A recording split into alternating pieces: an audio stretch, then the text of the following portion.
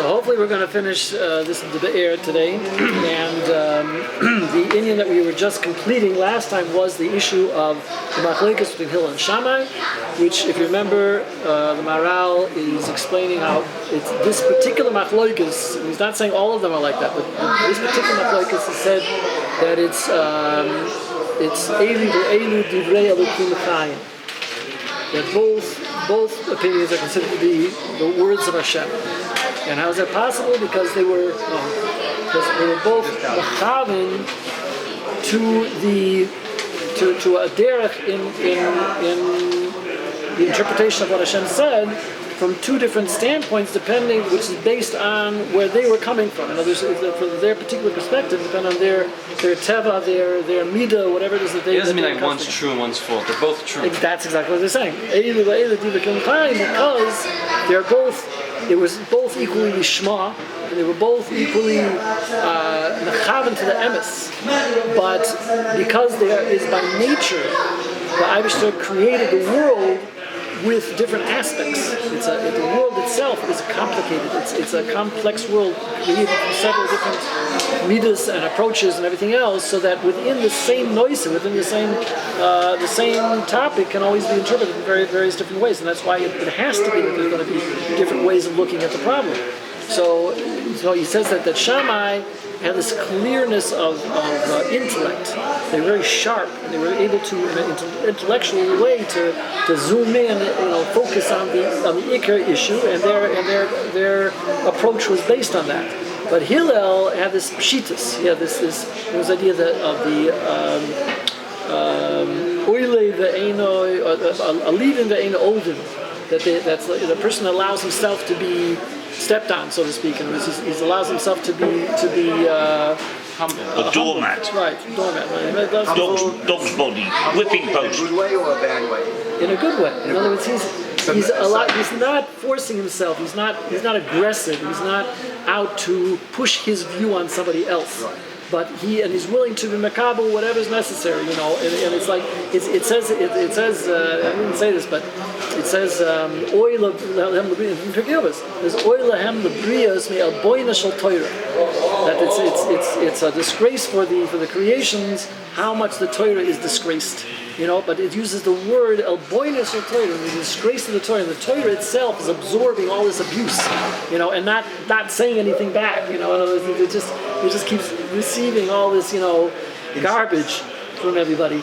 And it's too bad for us that we treat it like that. But it itself is, and the Eibishter himself, you could say, is constantly receiving abuse and not nearly striking back, like he could.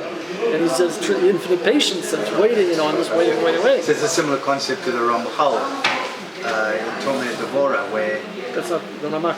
The Ramak, sorry, of course. Where the insults Hashem, we must accept the insults like Hashem, accepts it. Right. This idea of anivus, of humility, like Hashem is humble, we learn humility from Hashem. Yeah. Right, exactly. Okay, so because Hillel embodied that midah, so the halacha is like him. But in terms of them both being valid, they're both equally valid. Some say that in Hillel Haba that the halacha is going to be like Shammai. But the idea is that the halacha is like Hillel because it's a pshitus. Yeah. Because he was the simple way. Simple, direct, uncomplicated. More like the Eibishter in that sense. And also more accessible to people, I think. Why larger? Yeah, because he's more tolerant and forgiving and that kind of thing. He embodies that midah. Okay, so he continues here. He just finishes off this concept. He says, "Yesh lecha ladas ki davka b'machloikes beis Shammai beis Hillel omri eilu ve'eilu divrei Chaim." You should know that it's specifically in terms of the machlokes of Hillel and Shammai that we say eilu ve'eilu divrei Chaim. They were the first chachamim to have machlokes. They were the first ones to bring out this concept of machlokes. So he says that there was no machlokes in the Torah until Hillel and Shammai. There's some question about that statement. Yeah. But I'm even thinking about this week's parsha, Korach. Oh, think it was Pasha. It was God gave Moshe and Aaron. He was like questioning. Okay. It was like a machlokes. I think he has a commentary on that, which I did not read.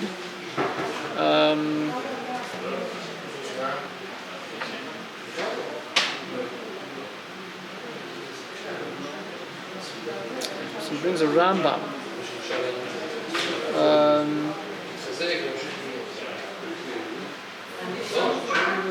It's kind of a long thing here. I don't want to get into a side thing. Maybe I'll see. I'll try to research something later for next week, but I don't want to start reading it. Anyway, so he claims that this was the first page of Machlokes. Whatever. Kasher bui beis Shammai beis Hillel. Hoya Machlokes shelahem.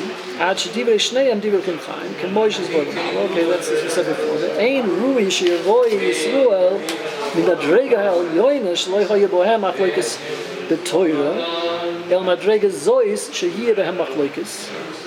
So, in other words, it was not appropriate that the Yidden themselves should go from the level of not having machlokes to a level of having machlokes. And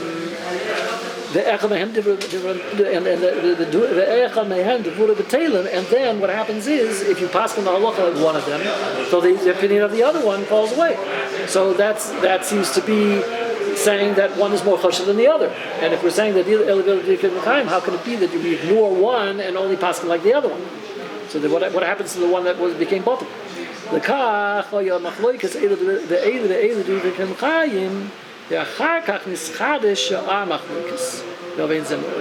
he seems to be saying that it had to be davka, that the first machlokes would be in such a type of machlokes that you could say on both that they were equally valid, so that we'd understand that the very idea of machlokes does not contradict the idea that both should be valid. Now, it's not necessarily that every machlokes afterwards had that level of both being equally valid, because sometimes people simply forgot, or there were problems with the reasoning, whatever. But it was appropriate that the first machlokes show that you can't say that because of the fact that there is machlokes that therefore somebody's making a mistake, because it's possible to have machlokes where they're both right. Both right. And then how do we explain that the halacha decided like one, not the other? Because in this world, one works and one is for us and one's not so much for us. It's very easy to understand. I mean, there's a lot of times where a person can be very right, and it can be emes and everything, but it just doesn't work in the world. We were just talking today about this problem of what do you do if you have. We're talking about the You're not in the center this time. Yeah, good.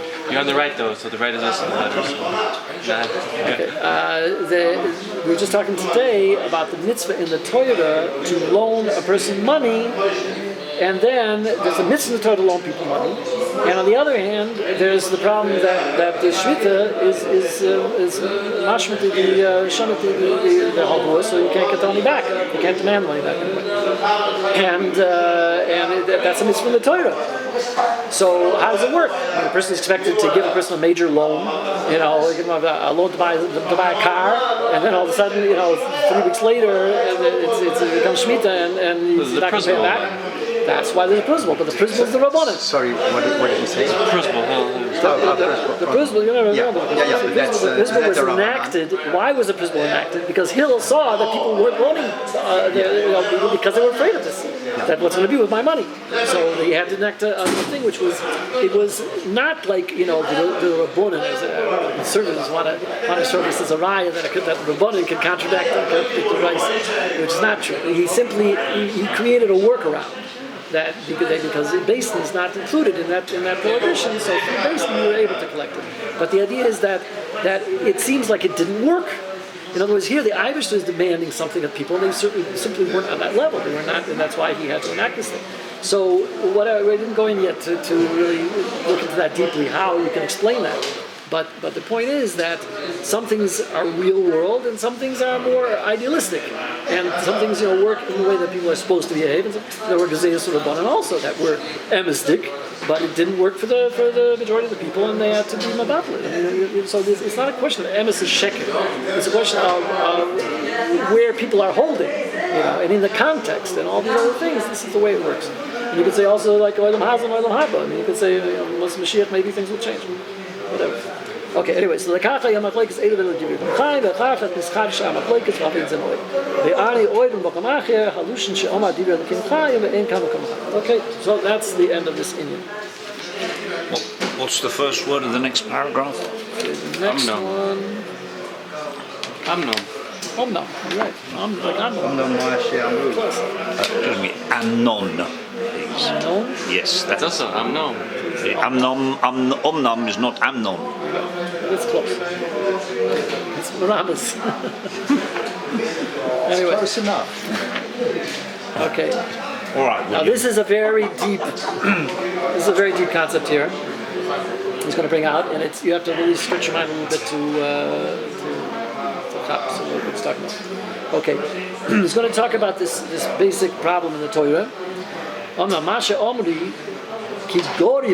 he's talking about the taina that these critics have, that they took away something from the Torah, that they actually diminished or somehow diminished something from the Torah. Something says in the Torah, and the Rabbanan said, no, less, right? Took something away. Okay. So he's gonna dispute that time. So he says Torah Amra. What's the example of that? Torah Amra Abu and Yakin. It says straight out shot. The pasuk is you have to, when you get malchus, when you flog a person, you have to flog him 40 times. Which means does not mean that every time you flog him 40 times you have to make 40 is the maximum, right? Because you can if you shots up the person, they have to, a doctor has to examine the person and see how many he can take and if you want to kill him. But 40 is the maximum. Okay, so the Heim Amri Mispana Makas Lamates. And they said, the Rabbanim say 39. So the Torah says 40, and the Rabbanim say 39. 39. 39. So how do you explain that? You know? And Sadi say 120. 120? Unfortunately. I wonder how many people died. Anyway. Ma'aseh choish from Aleim Dura Zeh Yikamosh Nizbor.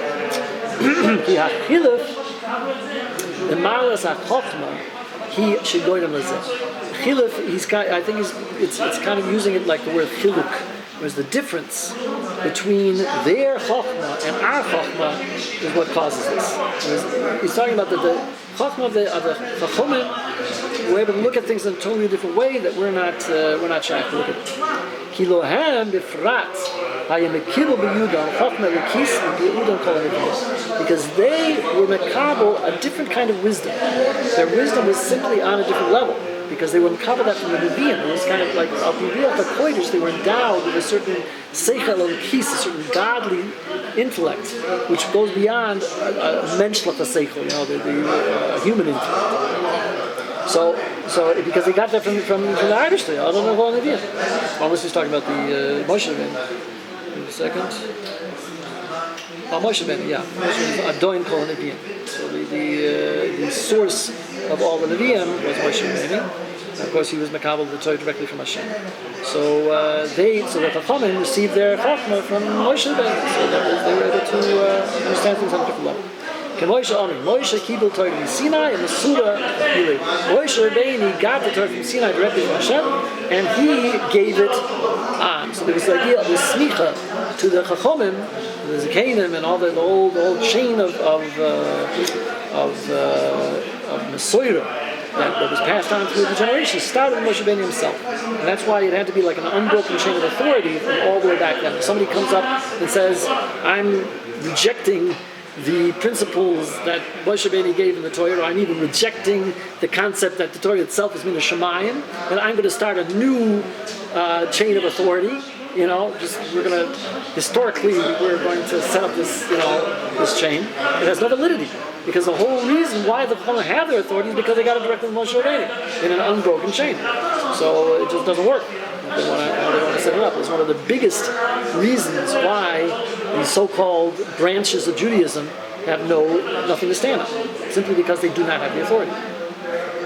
They rejected it. The Shomron, they rejected the Karaites also. Shomron, the Karaites, the conservatives, the Reform, the constructionists. Yeah, because they're rejecting the whole idea of Torah Shemayim. Anyway, So they got this. Not only did they get the Torah itself from one to the other, but they got the Chokmah one from another. The Chokmah itself was passed down. That's the Chiddush. Dor achad dor, generation after generation, until the last generations. The present. The Kavat team says that the Chibur Gir Aryeh. This is the Sefer the page that the Maharal wrote on Rashi. It's called Gir Aryeh. Gir Aryeh. The line. The Parshas Ki Seitze, Ki HaMekibel Etzlom, Ki Misper HaMakos HaBuim, Keneged Yetziras HaUdam, Shenoitza Bon Yom. So where does he get this? Where do we get this idea of 40 Makas? What's the whole concept of 40? Why Dafka 40? They have this Kabbalah that the reason, some mitzvahs we have are Makabah reasons for and some are not. It's interesting, I just saw in a Sefer Kabbalah that he talks about he actually gives a reason by the Porah Dima why it's Matayat Tahoyim and Tumah Tahoyim and Matayat Tamei. That whole steer that he said, it said hook and it's impossible to understand. He gives a reason. And then he says, I wasn't supposed to be Megala that, I was Megala that Shoyig. He says, I wasn't supposed to be that. I want to hear that afterwards. It's a bit late. Interesting. I'm very curious about that. Very deep. But anyway.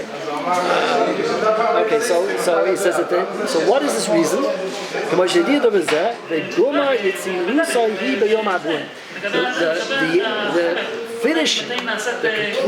completion of the Yetziras of Lad, the creation of the fetus is the 40th day. It takes 40 days for it to become complete. I don't know if that means, that it's 40 or 60? 40. Because it can change its sex in the first 60 days. I don't know. This is talking about like neshama things. This is not. I don't know. But this is the tzira. He says that the tzira is finished by the 40th day. The achet shel udam koite hibula udam mitzad achloimer belvad. So when a person does an avera, how can a person with a neshama, God with a neshama, do an avera? Is because the power to do the avera is coming from the choimer, the material of the person, not the form of the person, which is the neshama of the person. It doesn't come from the neshama; it comes from the choimer, the power of the choimer. It's like the Yetzer Hara only has a power because it's bonding with the choimer. It's also on the nefesh level. It's obviously it's also a spiritual thing in a sense, but it gets its koyach. It only is able to have an influence on the person because it bonds with the physical aspect of the person. So that's why a person does an avera. Kimitzad Hatzira ain't chet klal because obviously neshama, a God with neshama is not doing the avera. The avera is not coming from the neshama. The ilmali lo yachoyim. If it wasn't for the fact that a person had a goof that had a physical aspect to him, udam kudosh v'tuah minachet. He would not have that desire. Adam Rishon he didn't have a yechida. His yechida was still in Shammai.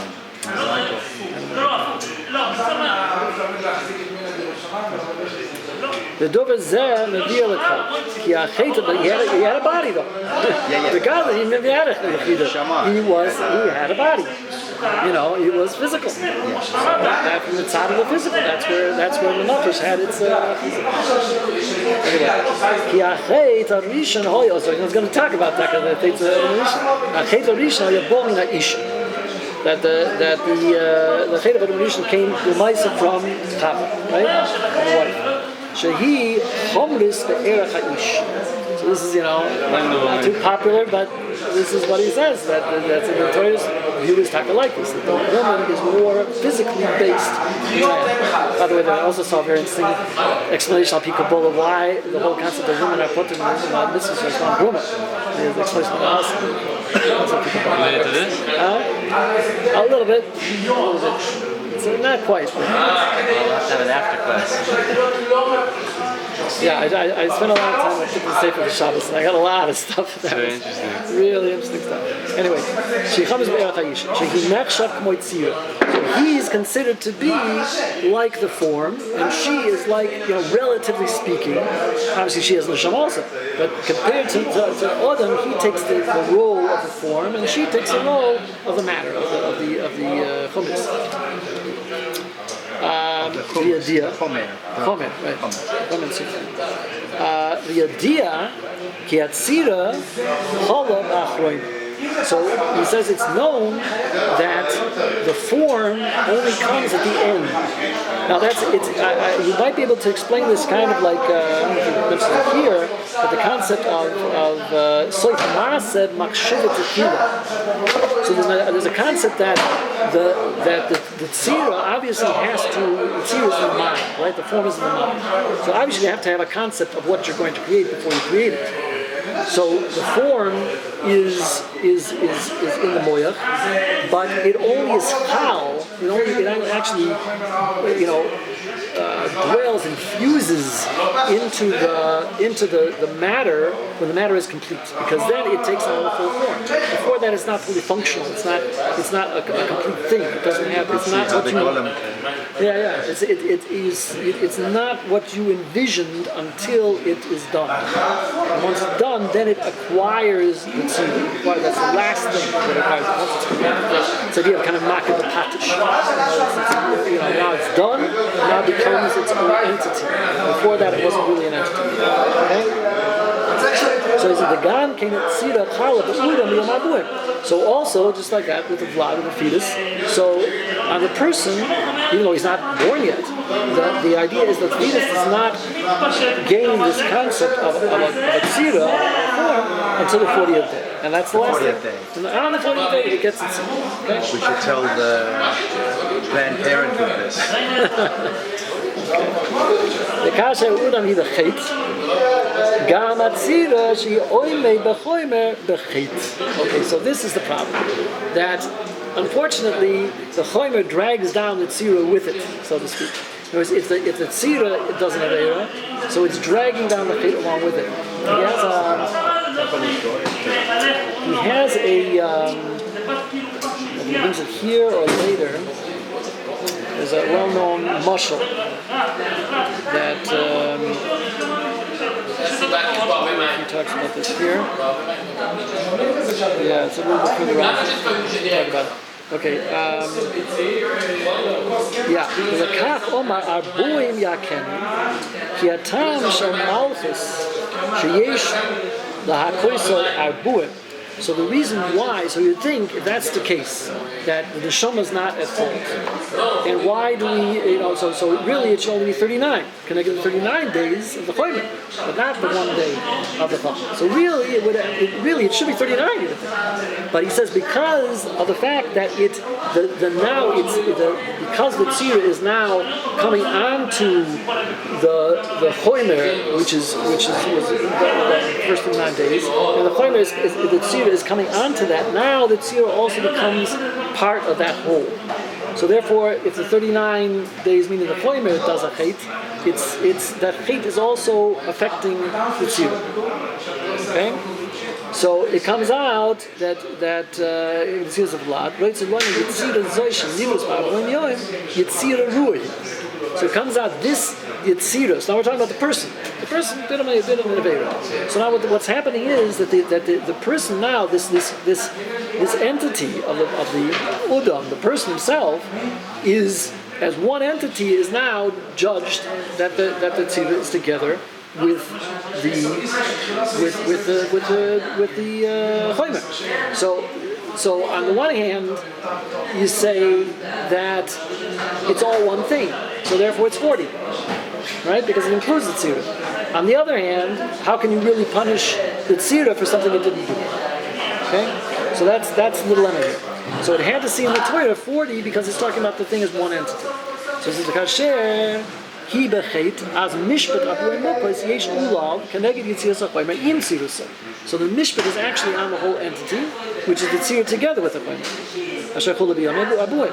Aval kasher he make oisay lamed tes the kibala oina shehi mitzad chomer, azai ein betzira chet, v'shavli es tur. So when it's mekabel, the punishment, which is really mitzad chomer, because the chomer is what caused it, then the tzira is already not part of the chet anymore.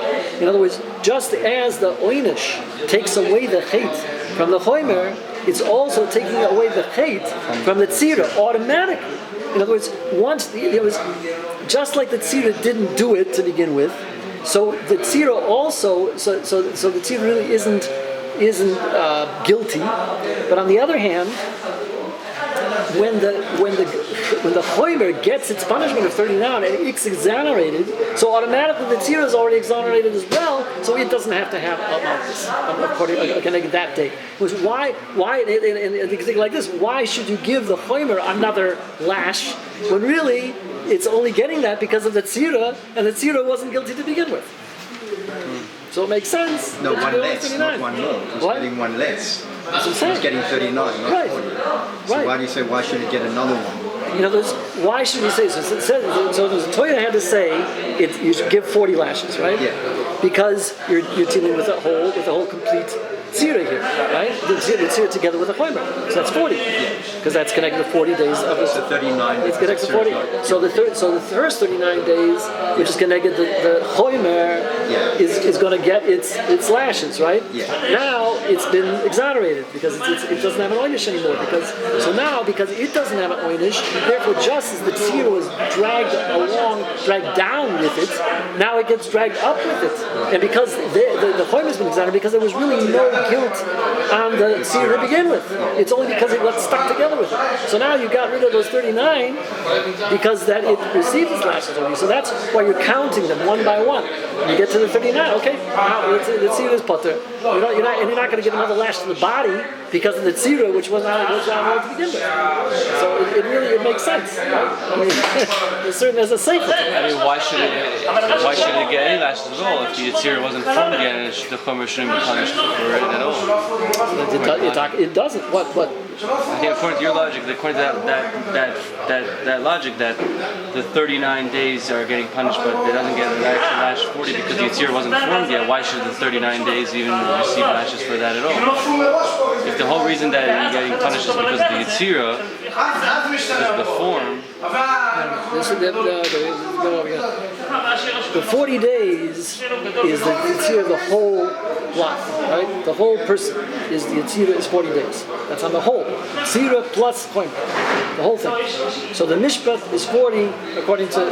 He brings this into mashal here about there's the blind person and the lame person. Right? Yeah. So the lame person can't walk, and the blind person can't see. So what do they? So the lame person says there's a tree over there. They're showing him for the garden or something. So he says there's a beautiful fruit over there that I really like to take. Steal it. But I can't get up there. I'm lame. I can't climb up there or whatever. So the Suman said, well, I'd like to take it, but I can't see where it is. So he said, oh, let's get together. You'll be on my shoulders. I'll boost you up there. I'll tell you where it is, and you'll grab it, and then we'll be able to both have it. So he says, so they said, so they get caught, right? They get caught. So they say that each one has an excuse. The lame one says, how could I do it? I can't get up there. And the blind says, well, how can I do it? I can't see it. So he figured out that one would send up to the other. So he put them back together again, and he made a mishpat on both of them together as one thing. So the point is the same thing here. The tzira alone couldn't do it, and the chomer alone couldn't do it. When they got together, they did it. So now the mishpat is on the whole thing. But on the other hand, once the oynish has been carried out on the chomer part, there's no point in giving another lash to the chomer because of the tzira. That was my question. Why should the chomer get punished at all? The tzira is the thing that... No, the tzira is not what did it. Right, exactly, but the tzira is the thing that would be punished. The tzira is like the neshama in this case, right? The neshama is pure. The neshama tahoiroi. The neshama is a pure thing. It's only getting punished because of the fact that it is one with the body. That's the only reason it's involved in this whole thing. It didn't ask for it. It didn't participate in it. It has nothing So to do Chaimer with can still it. get punished regardless of the Yitzir. It's like a separate entity in a way. They're put together. You can't. It's one entity now. But it's a dichotomy. There's two Hagolah. So the question is which one is really responsible? It's the Chaimer. Because without the Chaimer, the Tzir would never have done such a thing, right? And the Chaimer can't do anything without the Tzir either, but it's not the Tzir's fault, right? So there was one shoot, but what I'm saying is the idea is that it's a beautiful concept. Is that once the 39 has been already taken out on the Chaimer, which is really where it belongs, then that is exonerated. That is now, the guilt has been taken off of it. Once the Chaimer isn't guilty anymore, the Tzir isn't guilty anymore either. So why should it get a 40th lash? That lash is like going on nothing. That's sort of taken care of already, right? You couldn't say that at any point within the 39 lashes, let's give him one less, because that's, the Chaimer is all one entity that was paid in 39 days. But that 40th day, which is connected with Tzira, that is a separate thing, it's a separate aspect. And it doesn't deserve to be punished. Okay. So that's what he says. This 40th one, which is now only going on the tzir because the Chaimer has already been taken care of. So zelo shayach. It's not shayach to the tzir to get that lash. The kasha moina kol echad echad is ne'atzvo. So then when you go and count each one individually, as achra neged tzir shehi chayla b'yom abuim. So this last 40th one is only specifically going on the tzira. The aim be'etzem tzira chet v'chisurim, and in the etzem tzira there's no chisurim. And the kach ein malkin also rak on the test. This is an amazing, higher type of sefer that's able to come up with this concept. He says this is, if you really look into the way the Psukim are written, it's specifically referring to this. The Pusik itself does not say the Mispar Abuim together. The Pusik actually said the Mispar Abuim. And he said, he's soifer, echad. Kasher Malkin, so as he's counting them out one after the other, as he's giving them Malkus, Yaakov is Abuim. That means that he should be actually counting out 40 lashes and giving them the 40 lashes. It's a little hard to follow here. Hilushin Mispar, he's Sfira Shel Echad Echad. Mispar is talking about the actual process of counting. There's a counting 1, 2, 3, 4, 5. That's called Mispar. Not just the number. He's saying Mispar is the counting process. The Dovazeh Eino. But it's not written like that. Bikasha he malke oiso. The sofer echad achar echad. But it's not like that, he says. Because when you're actually counting one after the other, eina makasabda. So the fact is that when we count one after the other, that is really not 40. It's only 39. The kach machalik, the milas because you can't write something that's not true. So you can't say you should count out 40 and you're only going to do 39. So instead he says milas b'mispar mina. He separates mispar from abuim. The Omar abuim yakeni. He's going to get the whole organ is getting the punishment of 40 lashes. Yeah? But when you're actually meeting out the lashes themselves, you're only getting 39. So that's how he gets around that. My time of the Tanakama, the Malkin Oisalamatas. So in the Gemara Rakas, it's asked this question: how is it he only gets 39? If it would have said Abuim Yakeni b'mispar, then it would be like you say. Aval Hashid see b'mispar Abuim, mispar hasoichem in mashna Abuim. It would be the number that is completed to Abuim. It's loyma kimilas b'mispar ain't a duvik el abuim. So the mitzvah is not connected with abuim. She'im kain havi le'lemichtav abuim yakeni b'mispar. Aval peirush b'mispar she'hi soichem imashni abuim. V'chein zadik tek mitlam oy b'chachma. This is very hard to follow exactly what this means.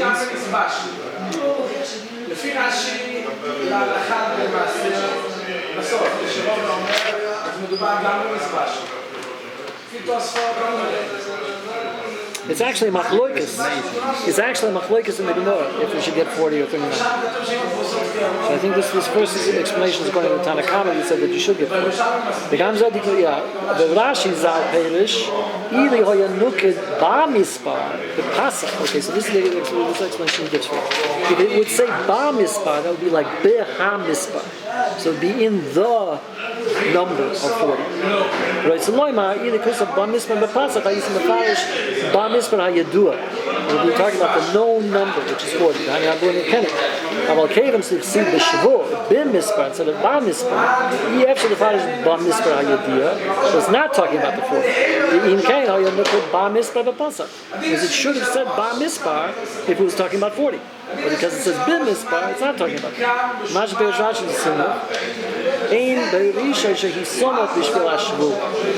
So he's saying that it's close.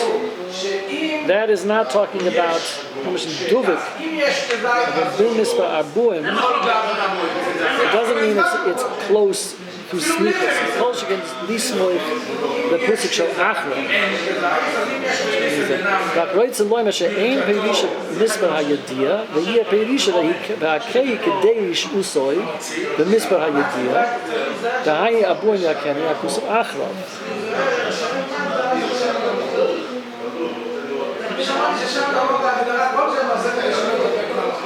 So they asked Tevas the Mispar, so in Medisla Atzma, so the word the Mispar would be said by itself, because we're talking about Ba Mispar with a known number.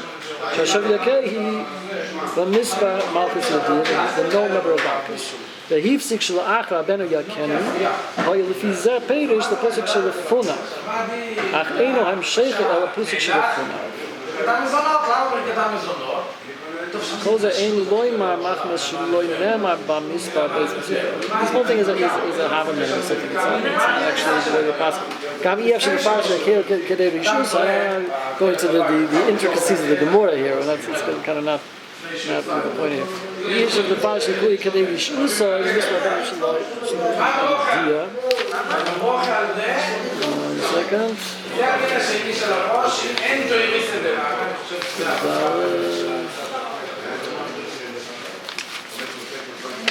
James Mashmur is cloud from the Mispar Abuim, like heavy lichta Mispar Abuim, Ficha Perish Mispar Asoich, and Mashlim. It's complicated, and I don't understand myself, so we're just gonna leave that for another time. Kasha Tuvin Oid Vurim Hanemunim Be'inyan Mispar Lamates Makas. Shechos Ficha Komim Echot. He Oid Yosef Omek. He says it goes even deeper than that. Ki adover Tuvin is deeper, is Lahavin from Havana. What? The Kasher. Tuvin, yeah, if you understand. To understand. I really understand it. And it says it's even deeper. It's an omak. Ki adover sheshir ha'Torah ein sofek sheyesh leitam. So it's something that the Torah gives a shear, a number. It must be that there's a reason for it. Dimyan zeh she'amr Torah abuim yakeni. So like we said before, the reason why it gives us 40 days is because of the Yitzias of Lach. The Kach, Amr Torah, Abuim Yakeni. Ki Ili, Omer, Sheyesh La'akos, Oishim Neged Yitzira, She Abuim Yakeni. This is what we explained before. It's Keneged the Yitzira is 40 days. Omnam, I Efshel La'akos, Oishim Abuim Yakeni. Ya'akos, Oishim Yakeni. But you can't do it because the 40 isn't shy to give a number to it. Yes, spira he puts it. This is another concept here. That the spira is something that's individual. The achlan should be made in spira. He going on a mashta. He says this is really deep here. He's saying that the tzira is mashlim everything. The tzira creates a completeness. It completes the entity, right? It becomes now something complete. And that only happens when you have the tzira. So it's mashlim, in other words, it's making it something complete. And the idea of a mispar, a number, is an individual, is a prat. The kakasher zucher hakusav makas beklaw, beloy derech prat. Omar aboim yakenu. So when the Torah is talking about the cloud of how many Malchus there really are, it says 40 because 40 is the number that's associated with the Tzias of Lam. Shadin he like Abuim neged Tzias of Lam because as we said before, the whole entity is shy of number 40, not shy of the number 39, because it's a total entity. Aval Sfira echad achar echad ein ba'achron Sfira prutis. But if you count one after the other, it turns out that the 40th one is not a specific. It's talking about the cloud. All of a sudden, it's a different kind of number. This number now is referring to the cloud of the Abuim of the 40, but it's not referring to a specific 40th. It's not consistent. It's like a 40th, like there was a 39th. The 40th is not the same thing as the 39th. The 40th is now cloud. 40 is like one.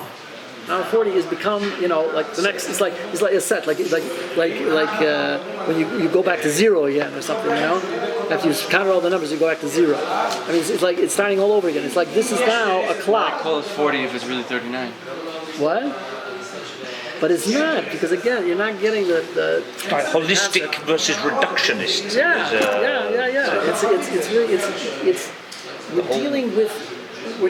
It's exactly what we're dealing with the problem. We're talking about, it's like, you give another example of this, by the way, is the idea of when you're counting Sphira, the Sphira Oimer, that we only count, he talks about 50, the idea of this Chamishim Yoim, and we only count 49. Because the counting process doesn't include the 50th. The 50th is the mashlim, but you can't count it. So in the same sense, we can't count that 40th marker because it's talking about the shlemus of the whole thing. It's not talking about that you got a 40th one that's specific, because the 40th isn't specific to anything. The whole thing of the tzira is that the tzira is not a thing for itself. The tzira is completing the entity. Now it's become something complete. It's an entity in itself. Before that it was like It's like before that every individual one was adding its own specific addition to the entity, that's each one. But now the tzira comes, and all of a sudden it becomes one thing. It's not an individual thing anymore. So it's saying the mispar is not a clock. It's a clock. The tzira is a clock. It's not the same thing by Mishnah Shadabina.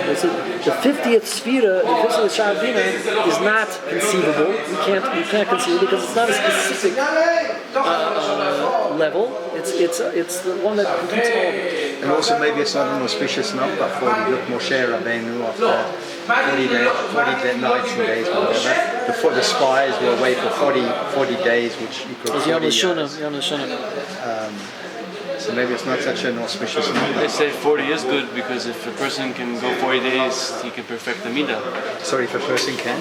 They say if a person wants to get rid of a bad midah, he should try to stay away from it for 40 days, and then once you stay away for 40 days, it becomes a more permanent thing.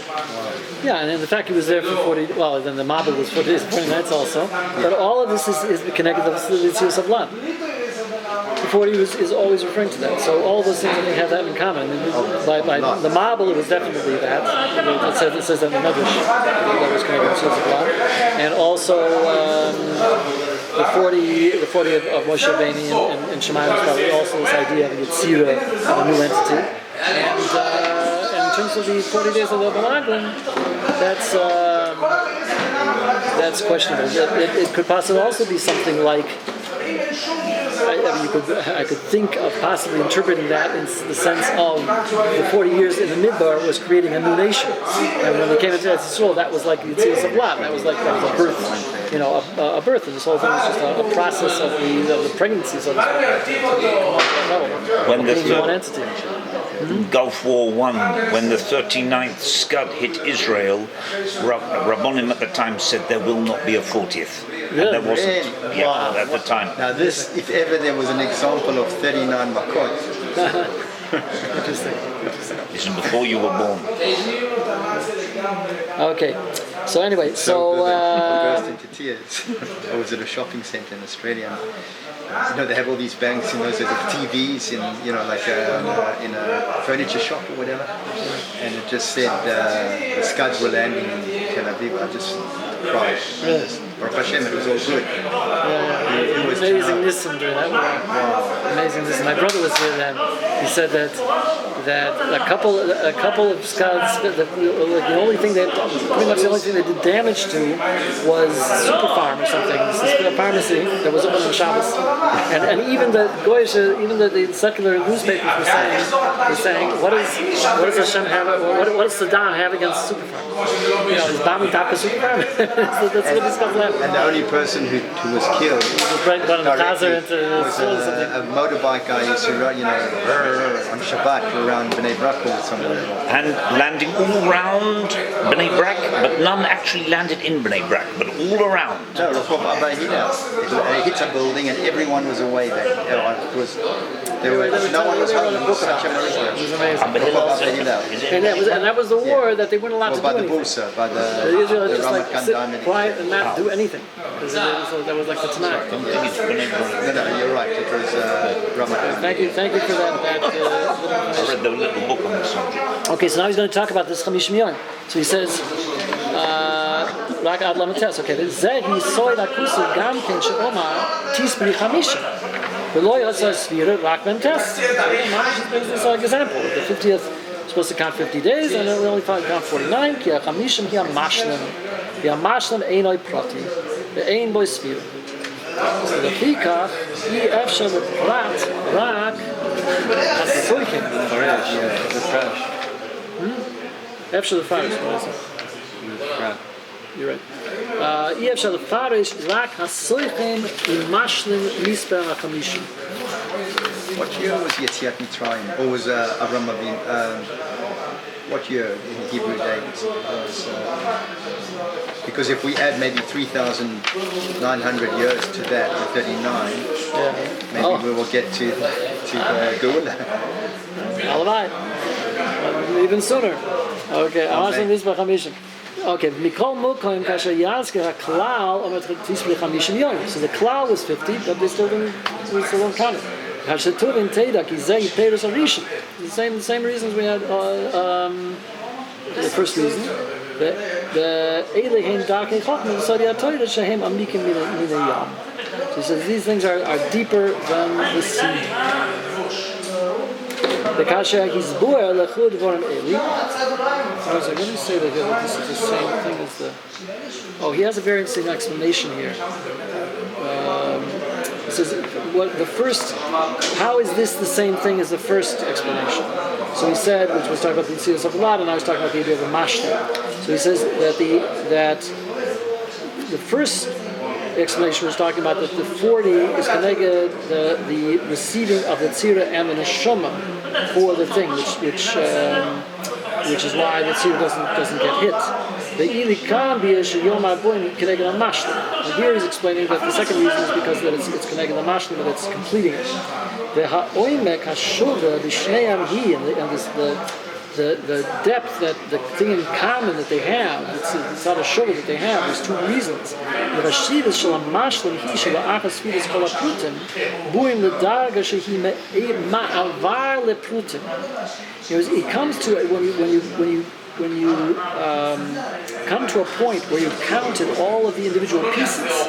Now you come to a level which is a ma'avar, like a bridge for the prutim to become a cloud.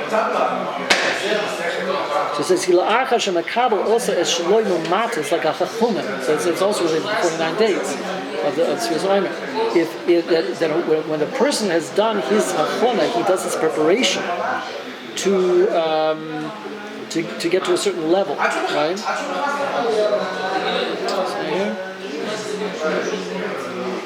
So he gets the Kabbalah says Shaloi Mimati. He does his part from underneath, from the lower, from the bottom up. Shoyre Elov Mehan Noisin Rocha Ikadisha Mamad. So he does his established, his effort he puts in from his chelik, and then after he's finished his achona, then he's able to be makabel the kedusha from the noisin, from who's giving it to him from on top, from the higher down. So when he's worked on something bottom up, and then Hashem the Mela gives him from the top down. So he says. והחוירגס בהרבה אויסב הפרוטים של המקבל. And it's kind of like this idea that the whole is more than the sum of its parts. Okay, because what Hashem gives him then is a shleimus, a level that he couldn't have gotten on his own. So he is doing his part to get as far as he can, but he's limited. And when Hashem gives him that extra thing, which is mashling the whole thing, it becomes a new entity altogether. So there's also the idea of the Memshai. So the idea is that the Yidden in the 49 days, we do the Sfiras Oimer, we work ourselves as far as we can to get out of the Shavei Tima and to get as far as we can to level Kedusha. And then on the 50th day, Hashem gives us a Torah, which we couldn't have gotten on our own, but because we did our part of Rachuna, now he gives it to us, and that's mashlim on a whole different level. So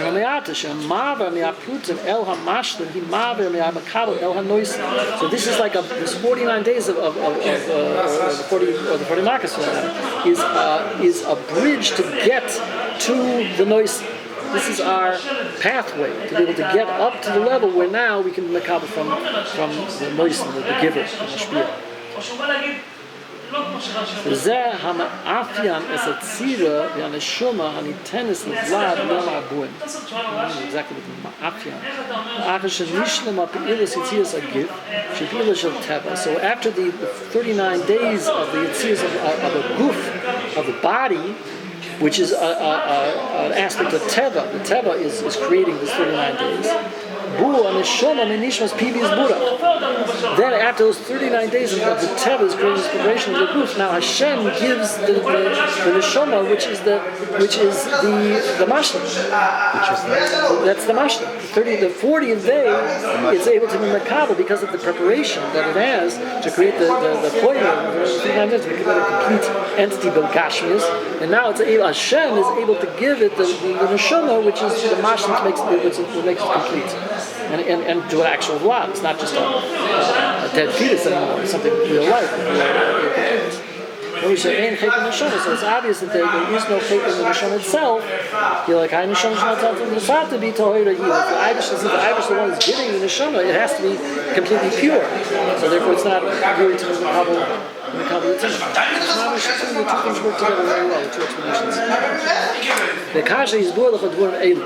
So now we explain this to you. As tishta b'tzoma as holy d'reya. So it says now we've shown the beauty and the depth and the genius, that went into the way that that Hashem expresses in the Torah, and the way that the Chachamim, figured it out in a sense, and they were able to explain it this way, and were interpreted this way. That's 39 instead of 40. So now you should drink in with thirst everything that they say. Everything together you have to accept that that there's something behind it. What they're doing is not adding or taking away the Torah Moshe. They themselves are becoming at one. They're connecting themselves with the Torah Moshe. So now they become like the spokesmen for the Torah. They're the ones who are giving the true interpretation of the Torah because they're mischaber with Moshe himself, with the Torah Moshe himself. And the Chachamim become the crown of the Torah. Megalim toiv tama the perisha, because they're revealing the tiv tama, that what it means and what it manifesting its wisdom and the reasons behind it. They get it leprishas lekedusha, and they're the fence for the prisha and the kedusha that you have to have the holiness, hashoyim oisam, that's protecting it. So they inherit oilam habu. The oilam hazeh mekabel broth and kedusha. Kvar amarnu ki kel hamevakesh alilas devurim lo yaspik lo shem tshuva. So he says, if a person is looking to have tinus, it's like a person who learns Torah lekanter. They say it's a very, very, very bad thing. The person looking to the Torah just to be critical, to find something wrong with it, lo yaspik lo shem tshuva. It's not going to help to give them answers. Because they'll try to find something else. They answer them this thing and they'll go to the next thing. I've had discussions like that with people, where no question that they're totally defeated. Whatever times they had, there's no question that they have nothing to answer. And then look at what they're going, oh, but there's something else. Oh, but I'll find something else. Find something else to complain about. You can't, if a person really just wants to find fault, is skeptical, whatever, you can't argue. So the idea is not to argue. So he says,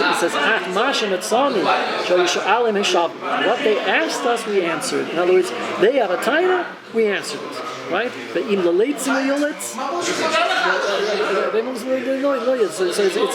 they're going to be letzim, if they're just trying to make fun of it, so can't do anything about it. But a person who's really wants to know, he's humble and he wants to know the answer. So let's take care of it. We did our part. We're Yoitza explaining it. A person wants to make out of themselves. That's it. Now he brings the thing over here. He talks about that in another place. The Maharal brings an explanation. Brings a Gemara or something that he talks about that if a person, that people are tipshin, they're stupid, fools, if they stand up to the Torah and they don't stand up to the Chachamim. Because the Chachamim are on as big or bigger level than the Torah because they're a living Torah. They're the ones that and it's because of the power, because the Chachamim are the etzem Torah, he says. And because this is how he explains it. This is the Chachamim are the etzem Torah. So they're the living Torah. So you should be standing up for them because that's the Torah itself. So he says, and because of that, he gives this specific example. Because of that, they have the power to be able to say it's 39 and not 40, right? So he asks the question then what, if it's really the only reason why here he works so hard to give you an example of Pesachal, an explanation of Pesachal how it works, and that this is really the kavanah of the Torah to begin with. So if that's the case, why should you say that it was their power that allowed them to do that? And then they could have said anything they want. Then if they're the Torah, they can say whatever the Torah says, and then they have to believe it because that's the Torah. So he says that he brings something, he doesn't say who, that it's a zev zeh goyim. In other words, really it's both. You have to have both. In other words, but I would explain it differently. They are able to find those kinds of tamim in the Torah because they're the etzem Torah. Because they're the etzem Torah, they're able to perceive and understand the Torah on that level that gives them the power to be able to interpret the Torah because they understand the etzem Torah. It's not that the Torah is over here and they're over here. They're one thing. They're so ba'achlis with the Torah and the Torah's Moshe and the Chacham of Moshe that they're simply explaining what the Torah is. So therefore, we have to have tremendous derech eretz for that. So it's like if they are the Torah and that's why they're mechavan to the emes of the Torah, then they deserve to see These men, a godel is so, definition of a godel is that he's so soaked in Torah, he's not required to give a proof. What he says is taken as Torah's emes. Right. Except that, what he's saying here is that it's the Chachamim are enlightening us. They're bringing down the Torah to us so that we can also participate in that understanding and that, because the idea is, this idea of Shlomo the Stefik and Rishi Chokma or in Chavos Hagolah, the idea is that we're supposed to be master from the Zohar, obviously, that we're supposed to be learning out things in Shammai, things in the world. We're supposed to be, our tachlis is, and the Irish has tremendous hanua from this. When we look at the life in a deeper way and understand what's going on higher levels because of that. So obviously, the more we can delve in to understand the chachma of the Torah and the beauty of the Torah and the seichel of the Torah, so that's what Hashem gives us an offer. That's why He gave us the Torah. And the chachamim are able to explain it to us, and enlighten us. So then everything is illuminated, and that's what we're talking about in Tillim. I was talking about the illumination for the moichin and everything else. How do you get it? Because it's in Torah, and you get these moichin, and then that elevates everything up. So